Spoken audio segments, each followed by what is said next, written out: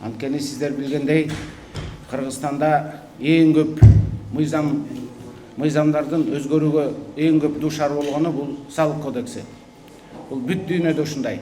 Салык кодекси ар дайым алмашып турат. Кыргызстанда салык төлөмдөрү салыштырмалуу төмөн жана ачык айкын жүрөт. Бул боюнча мамлекеттик салык кызматынын төрагасы Алмамбет Шыкмаматов Ош шаарындагы ишкерлер менен болгон жолугушууда билдирди.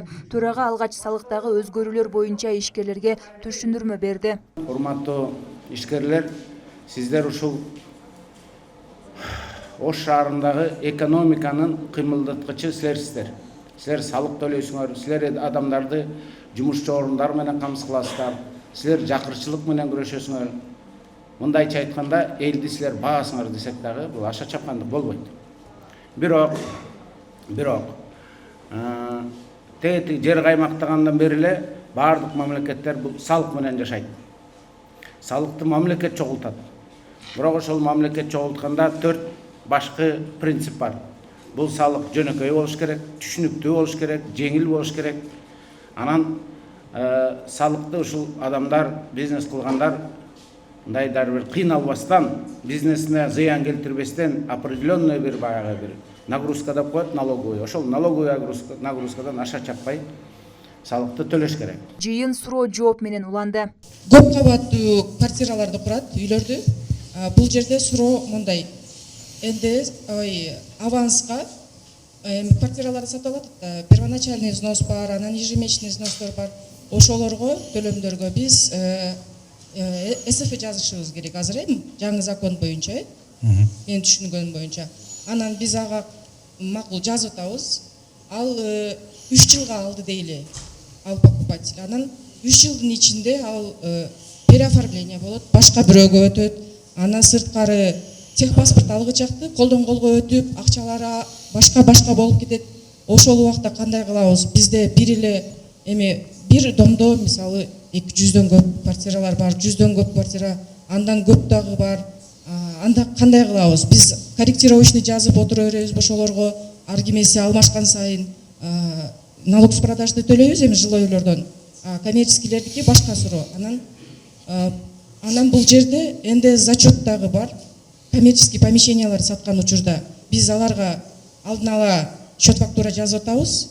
Биз бирок товарларыбызга кечеңдетип алып атсак, приобретенияларды, НДСтерди кандай кылабыз, зачетко кандай кылып алып калабыз деп. Анан экинчи суроом, мисалы ишканалар тендер менен иш алып барышат дагы, тендерден бир объектти утуп алышты, мамлекеттик деңгээлдеби же ошондой гос объекттен утуп алышты. Анан ал жерде аванс которгон жерлери бар. Жумушун баштай элек, бирок аванс которуп беришти. Биз ага СФ жазабыз. Азыркы жаңы закон боюнча. Бирок биз материалдарды алып жетише элекпиз.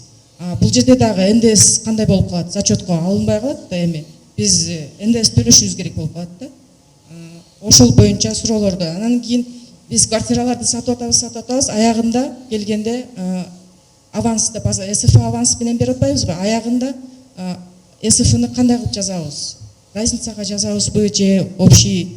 Ошол СФ аванс менен сайттан бизге бир эч кандай немелерди көрбөдүк да, бир информативный түшүндүрмөлөрдү беришкен жок. Видео кандай бир немелерди, кошумча бир нерселерди беришкен жок. Анан бул жерде мен бул эки эле суроом строительный компаниялардан, анан биздин кесиптештер, бухгалтерлер, башка түрлөрү дагы бар суроолор ушул строительный компаниялардан. Алар өздөрү дагы суроо берсе керек. Биз группада сүйлөшкөн элек алар боюнча. Мындай биз азыр мына бизде начальник управления общего отдела бар. Нур жазып атасың барын. Биз сиздин айткан сынды кабыл алабыз. Бизде билесиздер, жана Инстаграмда, Фейсбукта дайым түшүндүрүп турабыз бат-баттан. Ар кайсы нормаларды көрүп атасыңар да салыкты. Анан бул боюнча дагы действительно азыр ойлондум. Барганда эле барар менен задание беребиз, ушу строительдер боюнча жаңы карындашым. Жана жаңы норма кирбедиби? Силер ушу авансовый сатканда салык төлөйсүңөр депчи. Анан ал жерден ошонун баарын түшүндүрүп беребиз. Ал үчүн бирөө сатып ортодон ташмат монт кете берет го. Ошолордун баарына улам бир счет фактура болобу же аягында сводный бир счет фактура болобу же промежуточный болобу, иши кылып ошол боюнча анализ кылып туруп түшүндүрүп видеоролик чыгарабыз. Жолугушууга келген ишкерлер мамлекеттик салык кызматынын төрагасы менен болгон мындай түз байланыш ишкерлерге болгон колдоонун үлгү болчу көрсөткүчү экенин айтышты. Мен ноокаттын немеси салык төлөөчүсүмүн. Жолдор оңдолуп аткан ушул патриоттук сезим менен макул салымымды кошсом кошоюн деп өзүм кыйналсам дагы неме кылганмын ошол учурдачы. Андан кийин 2023 ачыгын айтканда мен налоговый режимди неме кылып 2023 жылы единыйга өтөм деп барсам, жылда биз бир аз кечигип калыппыз. Эмки жылдан өтөсүн деп 2023 жылы калып кеткен ошо единыйга мен түшүнгөнмүн ал нерсени. Калып кеткен дагы 2023 жылы 24 жылы январдан неме өтөсүң деген единыйга.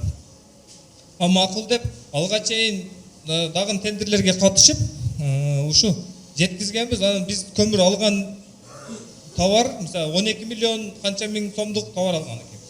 Ушул күнгө чейин 2 жолу же 3 жолу камеральный проверкадан өткөн. 2024 жылы штраф төлөгөм 2022-ге. Андан 23 жылы неме болгон, текшерилген, 24 жылы текшерилди бир жолу. Анан кече дагы уже проверка келиптир. Бишкектен баягы сага жазылган, баягы сиз айтып аткан жалган счет фактура аркылуу. Уже 3-чү же 4-чү жолу уже неме келдик да. Ошол 12 миллиондук счет фактура үчүн азыр мага 6 миллион тегерегинде налог салабыз деп коркутуп азыр. Хорошо, биз сизди уктук. Эми өзүңүз азыр эле уккандай биз товарный счет фактура менен өтө катуу күрөш болуп атат бизде. Жылда 90-чы жылдан баштап ошондой бир кесепетке келген экенбиз да. Лжец счет фактуралар бизде 70% бизнестин арасында айланып калган. Күбө болуп атабыз, көп неме болуп атабыз. Азыр өткөн жылдан баштап определенный иш-чараларды мамлекет салык кызматы аткарып атат. Ал боюнча күрөш боюнча өткөн жылы 4 миллиард сомго жакын акча түшкөн. Анын кесепетинен биз иштегенден жылына миллиарддаган сомдорду биз ошо биз товарный счет фактура менен мамлекет жоготуп атат, чын көрүп атат. Сиздики мындай вопростор көп экен, мен түшүнүгүм боюнча кичине бизнести баштаганда финансовый жактан мындай караган эмес экенсиз, мындай түшүнүгүңүз болгон эмес экен. Мындай кылайлы, сиздин бул чогулуштан кийин мен сиздин номериңизди алайм, бу жерде ошто калып турам. Как раз эртеңби бүрсү күнү анда чакырып сиз менен көрүшүп. Дагы бир айта кетип турган нерсе, мен баягы добросовестный элеп налог. Азыр биз Кыргызстанда түрө кыдырганда элемандар абдан көп чыгат да. Ушундай да, сеникинде көйгөй окшош эле. Бу жерде мындай, мен жана башында айтпадым, мен сенде моюнга алып үйрөнчү. Счет фактураны алып алдың, эми пендечилик кылдың, ал туура эмеспи? Туура эмес. Ошон үчүн айтып атпайбы да, 400-кө 10 эсе болуп кетти деп. 10 эсе закон ошондой. Эгерде мыйзамды бузсаң, 100 эсе штраф, санкция, пени кошулуп ошентип чыгып кетип атат. Бирок биз азыр бул боюнча ушул кандай анализ гана жасап атабыз. Мен алдын ала айта албайм, бирок силерге окшогон көп адамдар бар. Возможно, курмандык болуп калган дегендей счет фактураны. Ошолор боюнча балким амнистия бир мыйзам кабыл алабыз деп өзүбүздү акыл калтырып атабыз. Биз эми мамлекеттин максаты эмес. Баарын эле баягы давай 100% анан деп эле башка көзгө койгула берген андан майнап деле чыкпайт. Рахмат. Элиңди кыйнай бересиң да. Ошондуктан биз ошо силерге окшогон көп адам субъекттердин бир көйгөйүн чечели деп отурабыз.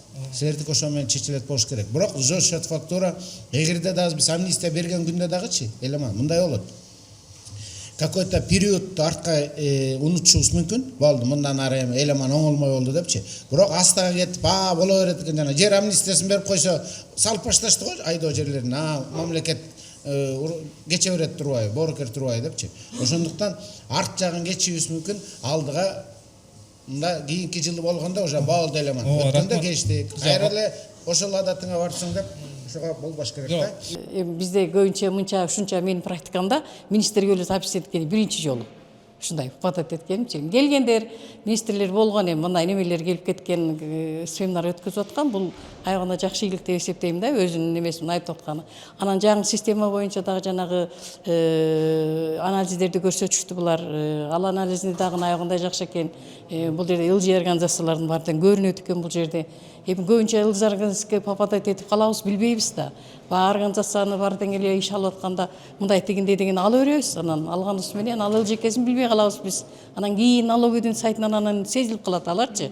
Эми кулай элдин бардын эле честный болуп жанагынтип иштеп, ушу система менен ордунда проход кылып, убагында сатып, убагында документ оформить этсе, ар бир ишкананын иши жакшы кетет эле да. Бул жердечи. Анан бирибиз алдабай иштесек жакшы болмок да бул жердечи. Эми арадан чыгып калат экен да, алдагандар дагычы. Анан менин оюм ушундай семиналар көп болуп турса, бизге тез жүрүп прямой контакт менен жеткизип турушса, анан мына закондорду дагы көбүнчө жыл сайын өзгөрүп кетип атат. Ушу закондорду убагында жеткизип, убагында айтып турса, мына земельный менен имущество налог менде проблема болду да эми. Ачыгын айтканда, жылдын башында айтышты, налоговый өзү отурат сайтка депчи. Бирок ошону по месту нахождения боюнча төлөнөт деп эч ким айтпады да. Азыр бизде башка жака төлөп алып, башка жака отчет жаргызып алып, бизде ушу проблема болуп атат. Төрага Ош шаарын иретке келтирүү жана инфраструктурасын жакшыртуу ишмерчемдеринин алкагында өткөн жылы буздурууга кабылган ишкерлердин абалы боюнча сунуштарды угуп, аларды салыктан бошотуу мүмкүнчүлүгү карала турганын кошумчалады. Шаардагы боюнча көйгөй абдан экен. Муну эми эң жогорку деңгээлде биз чечим кабыл алышыбыз керек. Биз баягы мамлекеттик кызматкер болгондуктан биз өзүбүздүн компетенцияга кирбеген маселеге биз жооп бере алган жокмун. Анткени бул менин деңгээлимде чечилбей турган маселе экен. Бул Кабмин президентибиздин деңгээлине чыгара турган маселе экен. Ош шаары боюнча өзүңөр көрдүңөр, жанагы снос болгон бизнес объектилер барго, ошолордун эле банктарга болгон карызы 4 миллиард экен. Бул абдан көп акча да. Анан бүгүн айтты, мына биз бала чакабызды багып атабыз. Ошол имараттарыбыз бузулуп, азыр банктагы карыздарыбыз бар. Налоговый санкциялар келип атат. Бизнесибиз талкаланып жок болду, бирок салык дагы эле бизди кыйнап атат деди. Салык маселесин биз чечебиз.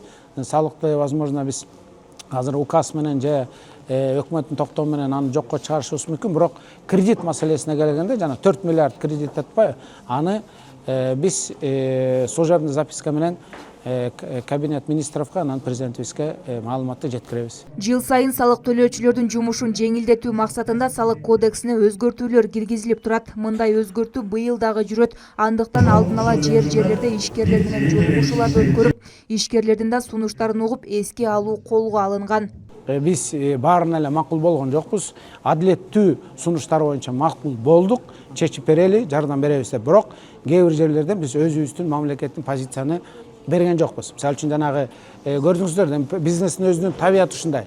Бошоткула, төлөбөйбүз, бошоткула, алып салгыла деп баары айтты. Мына бүгүн 100% бизнес ушинтип айтты. Муну алгыла, тигини алгыла деп. Анан түшүндүрсөм өзүлөрү да түшүндү. Чын эле, эгерде биз баарын алып койсок, анда салык жок калат, мамлекет урап калат.